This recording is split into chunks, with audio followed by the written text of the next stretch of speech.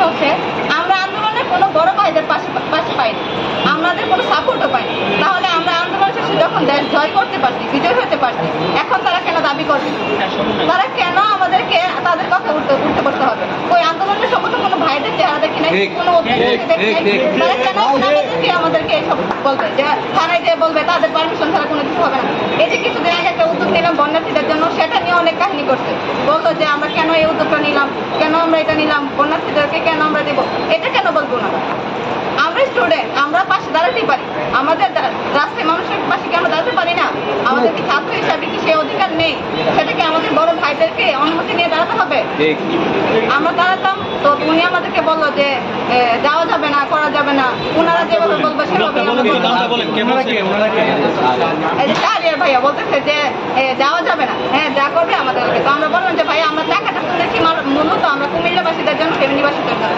তো উনি আমাদেরকে মানা করতেছে যে মেয়ে মানুষ যাওয়া যাবে না। তো আমরা বললাম যে ঠিক আছে, আমরা মেয়েদের জন্য যে এত সমস্যা, তা আমি মেয়েদেরকে না করে দেবো, মেয়েরা কেউ যাবে না। বলতে ঠিক আছে। তারপরও আমার যে ভাইয়েরা ছিল, আমার যে সদস্যগুলো ছিল যাবে, কিন্তু ওদের সাথে ওনারা বারবার যাওয়ার কথা ছিল সকাল পর্যায়ে, যে চারটা বিকালের ওনারা সঠিক সময় যেতে পারেনি, যার কারণে ওরা 2 থেকে 3 দিন ওই কুমিল্লা থেকে কাটাতে, যদি ওরা সঠিক সময় যেতে পারতো তাহলে আমি অবশ্যই দিতে পারবো। যে মেম্বারের সাথে একটা দরবার তারা করছে,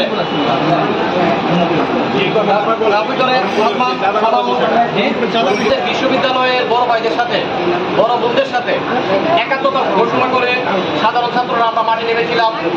বাংলাদেশ রেলওয়ে সরকারি উচ্চ বিদ্যালয়, তারপরে রাষ্ট্রীয় বালিকা উচ্চ বিদ্যালয় সহ আখাউড়ার সমস্ত উল্লেখযোগ্য শিক্ষা প্রতিষ্ঠান, শহীদ সরকারি কলেজ, ক্যামব্রিয়ান কলেজ সহ সমস্ত শিক্ষা প্রতিষ্ঠানের ছাত্রছাত্রীরা।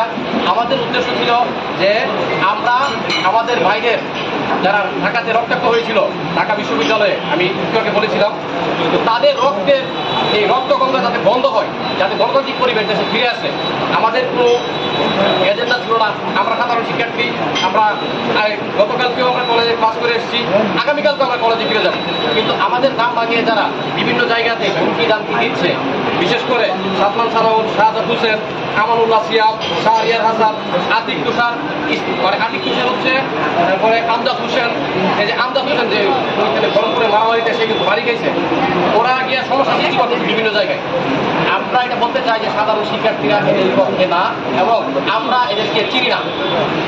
এরা ঠিক আছে, কিন্তু আন্দোলনে কোথাও এখন চিনালাতে বলতেছেন উনি রাখছেন বিজয় মিছিলে। বিজয় মিছিলের আগে উনি যদি একটা ভিডিও কিংবা ফুটেজ, একটা ছবি দেখাতে পারে আখাউড়াতে আন্দোলনরত অবস্থায়, তাহলে আমরা ওনাকে মেনে নিতে কোনো আপত্তি নাই। কিন্তু বিজয় মিছিল হয়েছে কিন্তু দেশ যখন তৎকালীন সরকার পতন ঘটেছে, তখন বিজয় মিছিলে কিন্তু আখাউড়ার সর্বস্তরের জনগণ ছিল, এবং উনি আমাদের থেকে সিনিয়র বয়সে। এই সুবাদে উনি বক্তব্য দিয়েছেন, আমরা শুনেছি। এটা আমাদের ছাত্রদের শিক্ষা, আমাদের শিক্ষকদের শিক্ষা।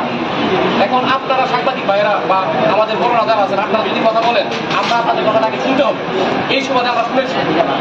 কিন্তু আখাউড়াতে আন্দোলনরত অবস্থায় যাদের নাম উল্লেখ করেছি কেউ ছিল না।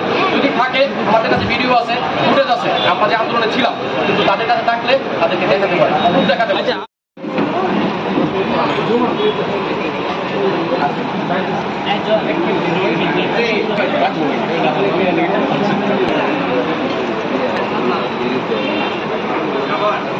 বৈষম্য বিরোধী আয়োজিত আজকে সাংবাদিক সম্মেলনে উপস্থিত সাংবাদিকবৃন্দ এবং উপস্থিত সবাইকে জানাই সালাম, আসসালামু আলাইকুম, অভিনন্দন এবং এখানে উপস্থিত হওয়ার জন্য।